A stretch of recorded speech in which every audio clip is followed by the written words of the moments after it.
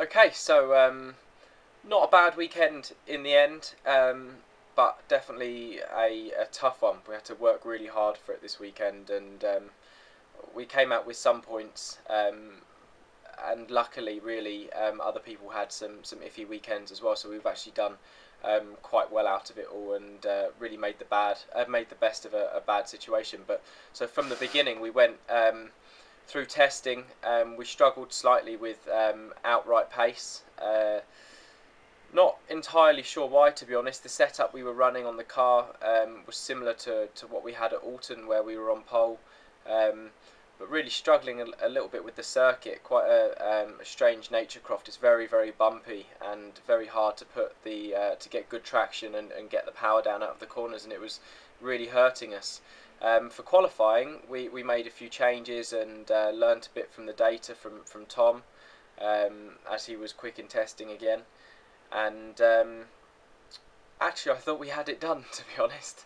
We on the second runs, we have 3 runs in qualifying with 3 new sets of tyres.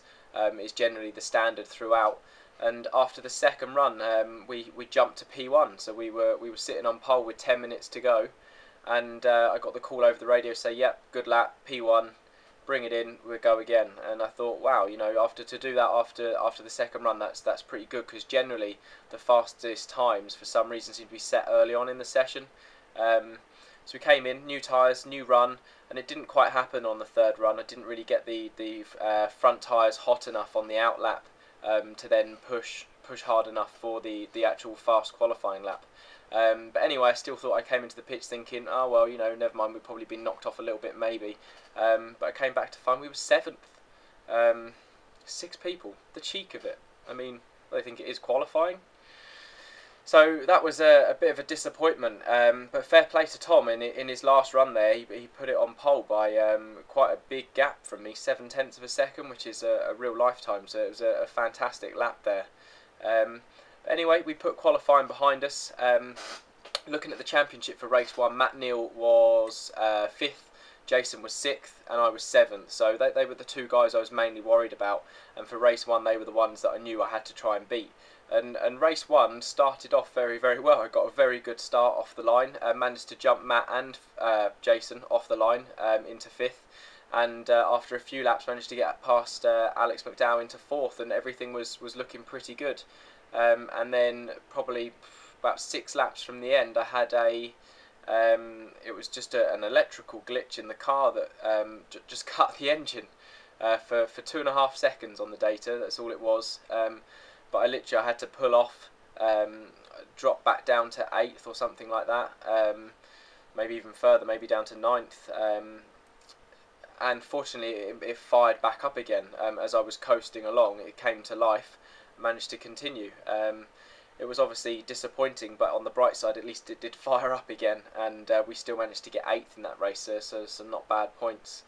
On to the second race, we started 8th, had another fairly good start, managed to work our way up to 4th, but then really struggled with the tyre life towards the end of the race. I had Paul O'Neill behind me, which is in the Integra, which is renowned for its strong front end traction and great tyre life, and I did all I could to defend from him, but he managed to find some extra track, I would say, around the hairpin and get through on the last lap, which was obviously gutting to lose that position and that extra point. But I mean, fair play to him. He did well. I think he had a fairly good weekend as well.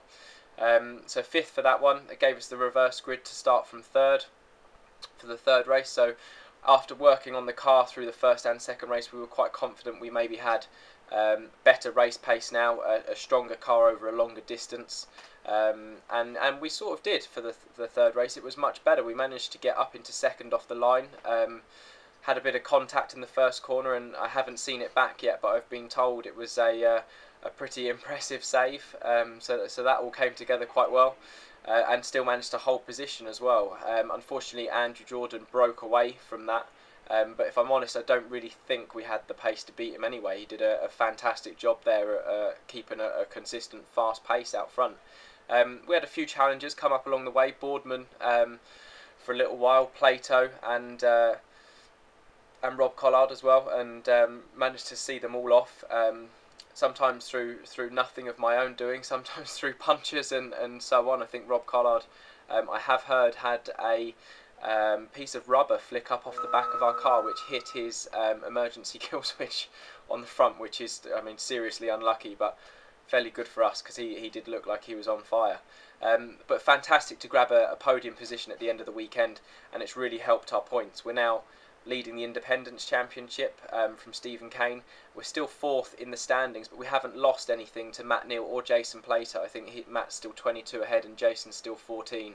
And Gordon Shedden is just 3 ahead in 3rd. So it's all still fairly tight. So I feel for a track that didn't suit us, we've actually come out quite well and managed to get some good points, and we're still in with a shout. So we've got a test coming up at Snetterton on the 22nd, I believe, and then we're there for the race a few weeks later. We do believe the car should go better there than it has at Croft, but we're going to be working hard on our race pace before then anyway. So stay tuned, I guess. Look out for the times from the Snet test, and hopefully see you all at Snetterton.